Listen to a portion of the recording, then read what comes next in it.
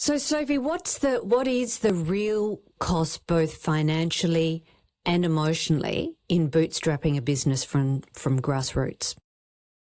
There's costs on both front, and you need to be aware of both of them going into it. I think that's a good point, though. So for me, like I said, I'd sold my car, got a few grand out of that, and that financed the first batch of shirts. And then literally my story was one of pure bootstrapping, whereby I sold the first batch of shirts and that financed the next. And then so on and so forth until things got to a point where I was no longer reliant on that model.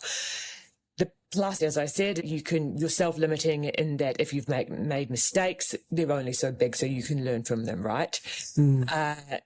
The other big plus is that if you don't want to take on investment, you don't need to. And for me, that was a big thing because I was quite aware that if you took on investment, you have a boss.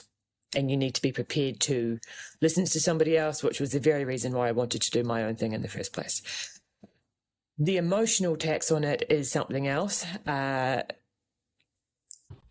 So in the first 12 months, what was your financial exposure like? How seriously exposed were you to the business at that point? Well, I think for anyone looking to dip their toes into their own thing, be realistic about how long it might take until you can pay yourself, right? Because especially if you're going in with the bootstrapping model, well, every dollar you make is being reinvested back into the business.